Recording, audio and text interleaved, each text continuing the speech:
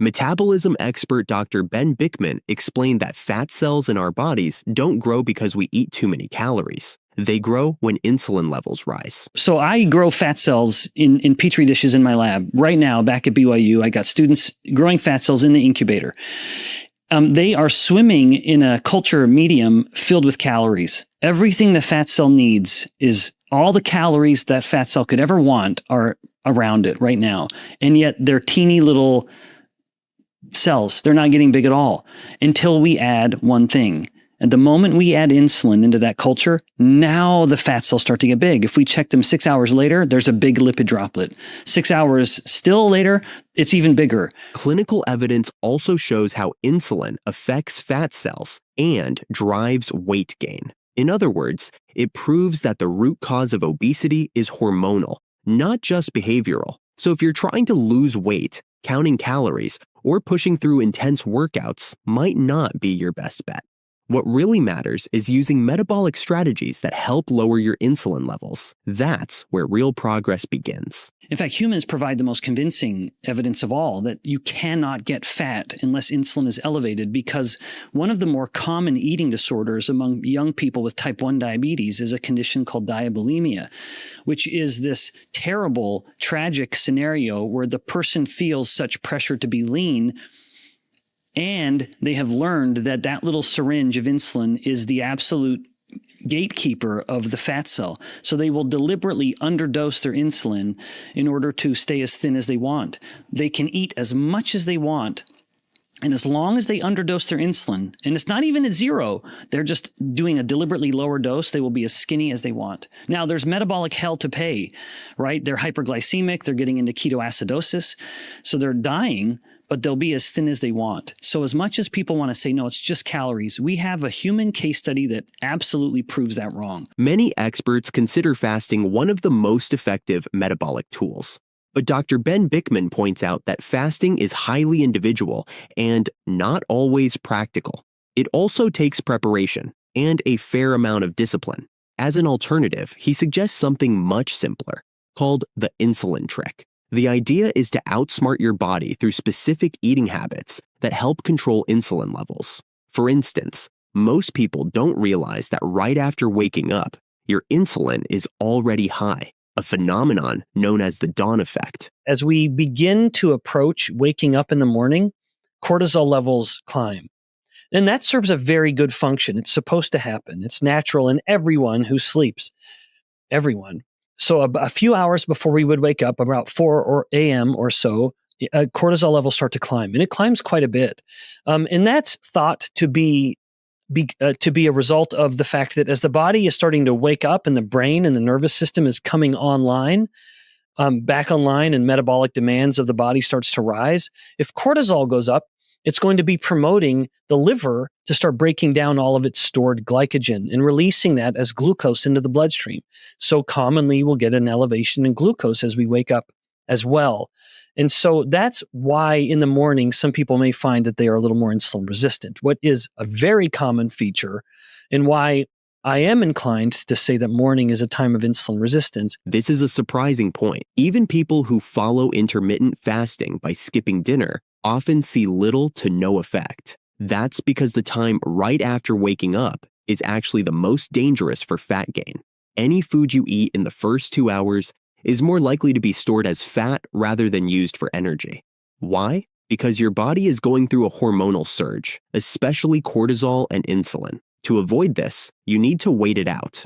Don't head straight to the kitchen the moment you get out of bed. Your body gives you a natural burst of fast-burning energy first thing in the morning. Use it. Spend 20 to 30 minutes planning your day, going for a short walk, or diving into some light work. Your brain and body are at their peak. Take advantage of that window. Then, when it's time to eat, slow it down. Don't go for a sugary, carb-heavy breakfast. Make it a mindful ritual. Let the smells, the sounds, the process of making your meal ease your body into digestion. This approach helps reset your metabolism and sets the tone for a healthier day. I would say the simplest strategy would just be change breakfast tomorrow.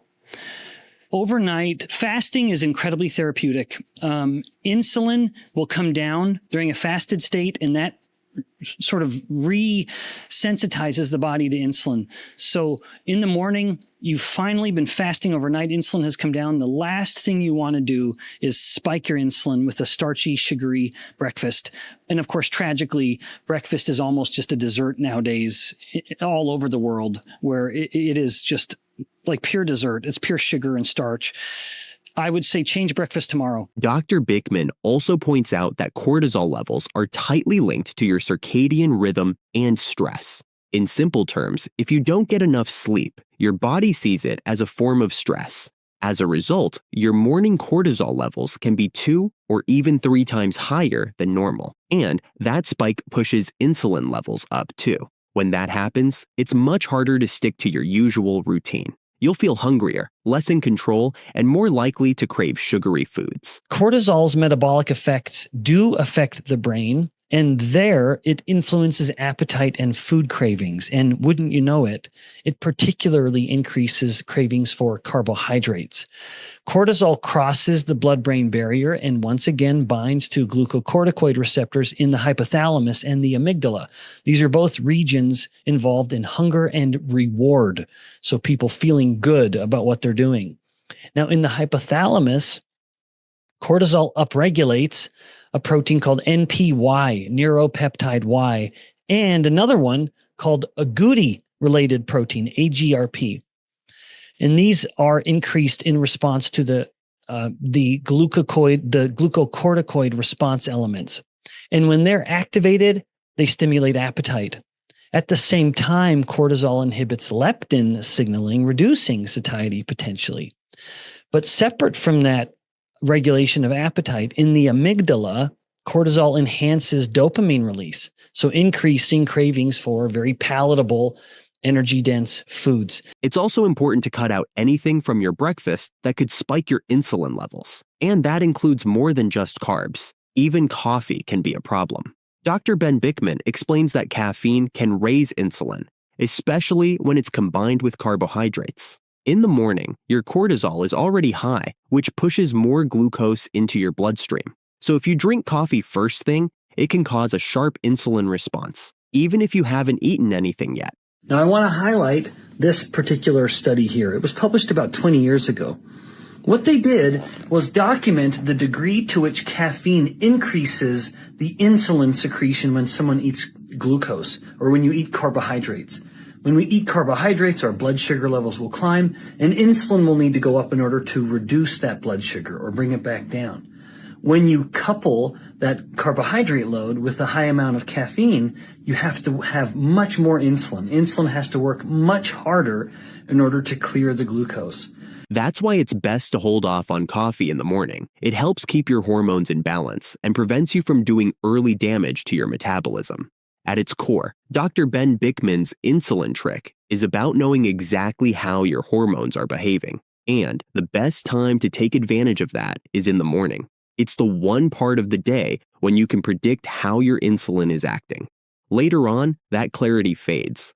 So it's crucial to get your morning right, because that sets the tone for everything that follows. The balance between cortisol and insulin shapes your appetite and determines whether you're more likely to overeat. A well-timed, balanced breakfast kickstarts fat burning and tells your body to use energy instead of store it. Of course, this isn't some overnight miracle. Dr. Bickman's trick isn't meant to be dramatic, it's a starting point, but it's a powerful one. It puts your body in a state where losing weight becomes easier and more sustainable, without extreme effort.